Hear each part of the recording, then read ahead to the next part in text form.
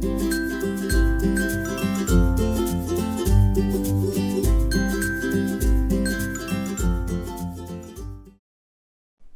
guys, welcome to Angora Hangover again. I'm Tunde and today we will still deal with the topic of traveling. In fact, I brought you some tricky sentences that are, as I said, tricky and might cause some troubles to understand. However, they are very, very real life phrases. Besides, in the other part of this video, I'm going to show you some typical mistakes that language users make, especially in connection with phrases, in connection with traveling. Okay, so let's get started with the tricky sentences and phrases. Okay, here is the first one. Do you know this one? Where are you heading to? You know, this is your head. So where are you heading to? We don't mean this one, but basically this sentence means where are you going to? It's absolutely the same as where are you going to? Where are you heading to? Where do you travel? You know why we say this way? It's very simple. Your face is forward and you're going that way. That's why it's said, where are you heading to? And then you can say, I'm heading to London. I'm heading to Paris. I'm heading to the countryside, whichever. Okay? The second sentence, have you ever heard this one? Business or pleasure? Business or pleasure? You can hear this sentence at the airport or even from friends or at work or at customs. And it refers to the fact whether you are traveling on business or you're going on holiday. So they are not asking, are you going on a business trip? Just simply business. And they want to know, are you going on holiday? Just simply say pleasure. Pleasure means joy, you know, enjoyment and having fun. That's why it's used business or pleasure, okay?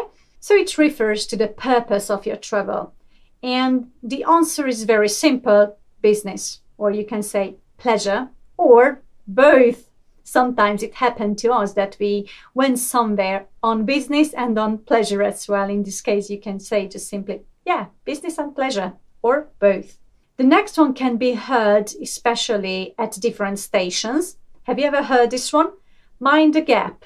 Mind the gap means be careful when you step forward because there might be some hole, some gap basically, between the edge of the means of the transport and the pavement or the sidewalk or the platform, in fact. So this is a very short distance, and if you're not careful enough, you can step into that or get stuck in it. So be careful. Mind the gap. If you hear this phrase on different means of transport, means this to be careful and look down, not to get stuck. Okay?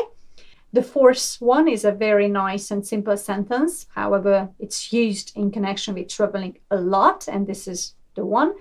Is it worth visiting or going somewhere? So is it worth means do you think I should go there because it's good enough? Be careful because after this structure, is it worth, you have to use this ing, this gerund form.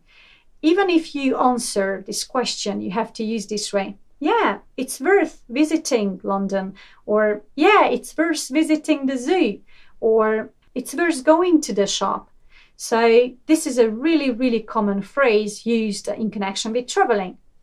And the fifth one is a kind of funny phrase. It's not a sentence, the Sunday driver. I don't know how it is in your country, but in Hungary it's also used literally, meaning that or referring to those people who don't drive too often, therefore they don't have that much experience with driving. And you know, they can be really annoying when they are going in front of you and you would like to go somewhere and get somewhere on time, and the Sunday driver makes your journey longer. So Sunday driver is used for those drivers who are very slow and don't have too much experience. Sometimes they are kind of clumsy as well about driving. Okay, so these were the 5 sentences I brought you about traveling. And I'd like to highlight some mistakes about traveling that I quite often hear from language users. Okay, be careful. Here is the first one. If you use means of transport and you want to say to travel, you don't use with, but by with this means of transport. For example, I travel by car. I travel by plane, I travel by train, and so on. So don't use with, but by with them, okay? This is the first one. The second one that you can use, especially if you want to avoid this problem, is to take a bus. However, in this case, you don't need any preposition. So we don't say take by a bus, okay? But just simply take a bus, take a train. Or you can say, I take a taxi, I take a cab, okay? No prepositions with them. The third one, you know, after the verb go, most of the time we use the preposition to. For instance, I go to my friends, I go to work, I go to the shop, I go to visit them. But there are a few traveling related words that are not used with to. Here are them. So go on holiday, or in American English, to go on vacation. But you can also say go on a trip, go on an excursion, or go on honeymoon, and to go on a business trip. Okay, so these words or phrases are not used with to, but with on. And the very last mistake is about the use of vocabulary.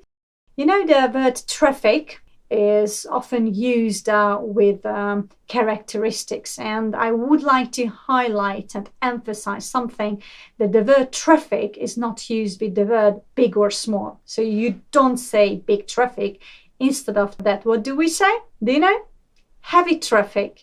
And actually it means when there are many cars and there's a kind of traffic jam. And when it's the opposite, when the traffic is not heavy, it's light, okay? The opposite of heavy is light. So light traffic or heavy traffic, but not big, not small, okay? Be careful. Right, guys, that's all for today. I do hope you managed to learn something today as well from me. And I just want to encourage you to use the new expression sentences that you acquired today as well. If you like this video, don't forget to give us a thumb up.